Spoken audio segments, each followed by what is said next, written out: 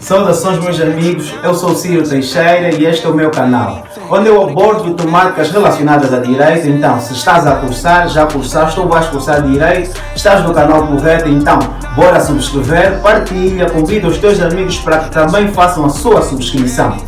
E por hoje vamos falar sobre aquilo que vem a ser os pressupostos processuais. Então, sem mais delongas, sem muito o que dizer, vamos então ao nosso vídeo, meu amigo.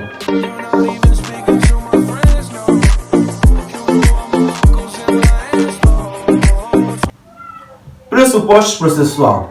Deves entender que o pressuposto processual são os requisitos ou as condições que o juiz deve observar ou verificar dentro do processo antes de poder então apreciar o mérito da causa. Em outras palavras, pressuposto processual vai ser então aquele requisito que o juiz deve observar ou que não deve estar presente, que o juiz deve verificar que não está presente, para poder apreciar o mérito da causa. Vê só comigo.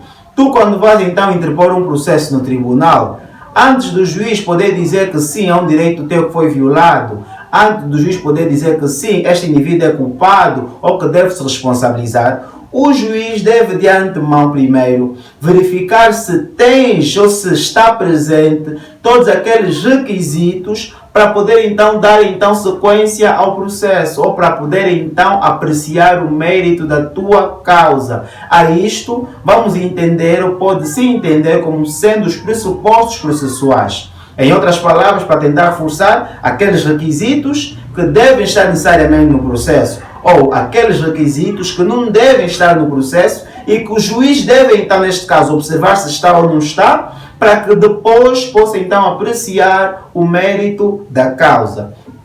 Todavia, quanto à classificação dos pressupostos processuais, vamos encontrar os pressupostos processuais positivos e os pressupostos processuais negativos. Os pressupostos processuais positivos são aqueles que o juiz deve verificar necessariamente dentro do processo ou na ação. Já os pressupostos processuais negativos são aqueles que não devem estar dentro do processo ou que não devem ser verificados na ação para que o juiz possa então apreciar o mérito da causa. Então, voltando a reiterar, aqui passa o pleonasmo, reiterando aquilo que já frisei a princípio, entendemos por pressupostos aqueles requisitos que o juiz deve observar ou verificar no processo para que possa apreciar o mérito da causa. E acabamos de ver que, todavia, podemos encontrar os positivos e os negativos. Os positivos são aqueles que devem estar necessariamente no processo ou na ação. Já os negativos, aqueles que não podem ser verificados na ação, no processo,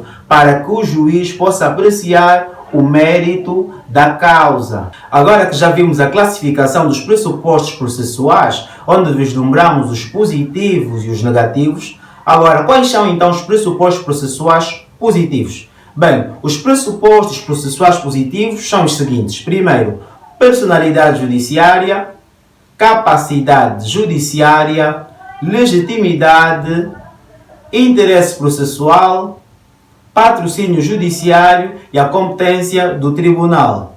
Agora, quais são os pressupostos processuais negativos? Os pressupostos processuais negativos, vamos vislumbrar, bem, o caso julgado, erro na forma do processo, litispendência e a preterição do tribunal arbitral. De reforçar que quando referimos os pressupostos processuais positivos, estamos a falar aqueles que devem ser verificados, ou seja, que o juiz deve encontrar presente na ação, para que possa apreciar o mérito da causa. Já os negativos são aqueles que o juiz não pode verificar na ação, para que possa então apreciar o mérito da causa.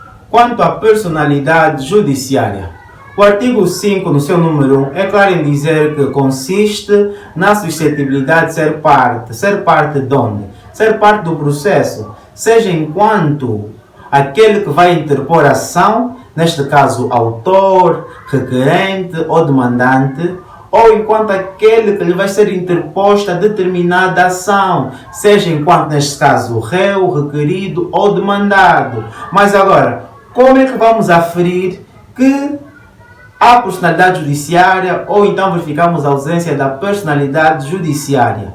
O artigo número 2 do mesmo artigo vai te dizer que a personalidade judiciária se equivale à personalidade jurídica e a personalidade jurídica adquire-se após o nascimento completo e com vida, como determina o artigo 66 do nosso Código Civil. Então, o mesmo vai ser aplicável à personalidade judiciária. Basta que se sigam os mesmos termos que o sujeito tem então a personalidade judiciária. Todavia, existe uma extensão nos termos do próprio artigo 6, 7 e 8 da personalidade judiciária. Quer dizer o quê? Que há situações em que a ausência de personalidade jurídica, ou seja, não tem personalidade jurídica, mas acaba tendo ou pode ter a personalidade judiciária, nos termos do artigo que já acabei de referir, 6, 7 e 8. Por exemplo, na questão dos patrimônios autônomos, a herança jacente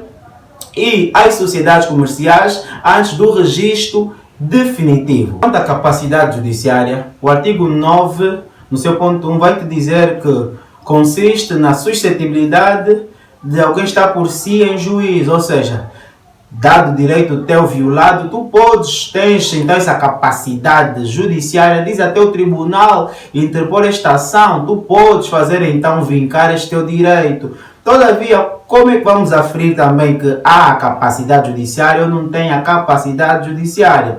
O número 2 do artigo 9 mesmo também vai dizer que a capacidade judiciária se equivale à capacidade de exercício. Como assim? Vocês aprenderam, nós aprendemos que a capacidade de exercício se atinge com a maioridade. Então, o artigo 24 da nossa Constituição diz que a maioridade se atinge aos 18 anos de idade. Quer dizer que a capacidade judiciária se atinge com a maioridade aos 18 anos de idade, de poder então invocar todos os direitos que deves ter, interpor ação no tribunal e por aí vai. Estamos a falar que atinge-se essa capacidade judiciária com a maioridade. Todavia, aqueles que têm então a menoridade, estamos a falar dos incapazes com menoridade, dos inabilitados e interditos, todos estes podem ser então preenchidos ou salvos de poderem também vincar seus direitos por via de representação legal. Agora, quanto à legitimidade, a legitimidade refere-se às posições em que as partes ocupam dentro de uma ação ou do processo. Estamos a nos referir ao lado passivo e o lado ativo. O lado ativo refere-se ao autor, aquele que vai então interpor a ação. E o lado passivo refere-se ao réu, aquele que lhe será interposta a ação. E agora, como é que vamos aferir que há legitimidade ou não há legitimidade?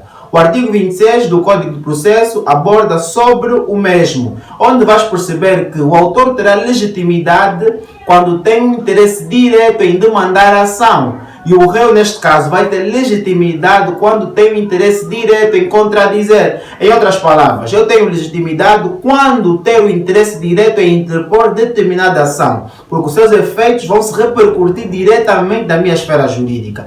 E o réu vai ter, então, a legitimidade quando ter também o interesse direto, porque os efeitos vão se repercutir necessariamente dentro daquilo que é a sua esfera jurídica. Quanto ao patrocínio judiciário, refere-se à obrigatoriedade na constituição de um advogado, ou seja, na constituição deste profissional que vai então o ajudar a ver efetivado seu direito beliscado, ou seja, vai auxiliá-lo na tramitação do teu processo em tribunal. A isso entendes como sendo o patrocínio judiciário, determinado pelo artigo 32 do nosso Código de Processo. Dependendo claramente, então, deixa frisar aqui, realçar, puxar um parênteses, que depende sim da natureza do processo, porque tem processos que não é necessário. Todavia, tem processos que há obrigatoriedade na constituição do advogado. Agora, quanto ao interesse processual, o interesse processual está a dizer o quê? Antes de se recorrer ao tribunal, deve-se necessariamente esgotar-se todas as possibilidades possíveis para então a solução deste teu problema. O tribunal deve entender como sendo a última rácio. Já recorreste aqui, aqui, mas não veja então resolvido este teu problema, esta tua pretensão. Aí sim, vais então recorrer ao tribunal. Aí isto é o princípio do interesse processual. Deves esgotar todas as instâncias que tens à disposição para a resolução do teu problema e só em última instância, última rácio, deves pensar necessariamente em recorrer ao tribunal. Quanto à competência do tribunal, quer dizer que os tribunais encontram-se repartidos segundo a sua jurisdição, ou seja, cada tribunal tem a sua área de atuação, seja em relação ao próprio território, hierarquia, valor ou matéria. O que quer dizer que tu não podes levar em qualquer tribunal o teu processo. Olha, aprecia. Vamos lá ver na sala de civil administrativo, estás a levar uma situação concernente a trabalho. Complicado, por isso aqui da questão da competência do tribunal. Todavia, encontramos o artigo 65 que fala sobre a competência internacional e encontramos o artigo 66 do mesmo Código de Processo que fala sobre a competência interna. Na competência interna é o que eu já frisei anterior. Vamos ver em relação a hierarquia, território, valor ou matéria. Quais são as consequências da falta de um dos pressupostos processuais positivos? Bem, concernente a isto, tens que entender que depende da fase em que se encontra o processo. Vamos lá ver que esteja na fase inicial, estamos a falar da fase dos articulados. Aí pode ter como consequência um indeferimento liminar, como determina o artigo 474 do nosso Código do Processo. Agora, se verificar-se na fase intermédia ou final, estamos a falar no despacho saneador, aí aplicar-se-á então o artigo 288, estamos a falar da absolvição do réu da instância. Vamos agora falar sobre aquilo que vem a ser os pressupostos processuais negativos. Vou realçar ou voltar a afirmar, quando falamos dos pressupostos processuais negativos, estamos a dizer que não podemos verificar, o juiz não pode verificar a presença destes pressupostos dentro do processo, porque vai culminar com o impedimento do mesmo de apreciar a causa. Vamos falar então sobre cada uma delas. Temos primeiramente o caso julgado, a litispendência, a preterição do tribunal arbitral. Vamos falar agora sobre cada um destes pressupostos processuais negativos no intuito de compreendermos. Quanto ao caso julgado, por que o caso julgado é um pressuposto processual negativo? Ou seja, não deve verificar-se a sua presença dentro do processo. Porque o caso julgado, estamos a dizer que o processo já tramitou, o juiz ou um juiz já tomou uma decisão em volta daquele problema. Assim sendo, não pode voltar o sujeito a intentar uma ação com aquele mesmo problema, onde tem até o mesmo sujeito, o mesmo pedido e a mesma causa de pedir, porque já foi tomada uma decisão à volta daquele problema. Quanto à litispendência, a litispendência vai ser quando encontramos dois processos em curso, onde tem os mesmos sujeitos, o mesmo pedido e a mesma causa de pedir. Em outras palavras, a litispendência é quando tu pegas e interpuseste a ação, ou seja, propuseste a ação, está a decorrer e voltas a propuser a mesma ação para estar a tramitar então duas ações idênticas. Aí estamos diante de um pressuposto processual negativo. Quanto à preterição do tribunal arbitral, por que é um pressuposto processual negativo? Ou seja, por que não pode estar presente no processo? Em palavras simples, o que acontece?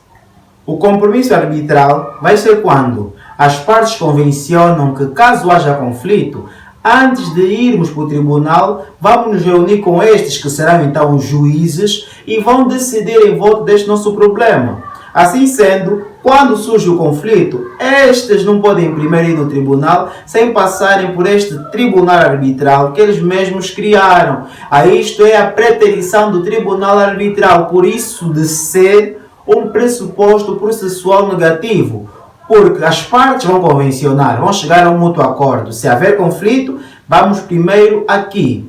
Então, se surge o conflito, eles não podem ir ao tribunal. Devem primeiro passar pelo tribunal arbitral que eles mesmos criaram. Por isso, de ser um pressuposto processual negativo. Então, meu amigo, se gostaste deste vídeo sobre os pressupostos processuais positivos e negativos, logo já subscrever, comenta, deixa a tua opinião sobre o que achaste do nosso vídeo e aproveita, visita os outros vídeos que nós temos, deixa a tua opinião e partilha para que mais pessoas possam então aceder ao nosso vídeo. Estamos com a meta de bater 100 inscritos, então motiva, ajude-nos a crescer para que mais pessoas possam então saber da existência do nosso canal e podermos então ajudar todos os nossos amigos e irmãos do que tange. Então, até breve e espero por ti no nosso próximo vídeo, amigo.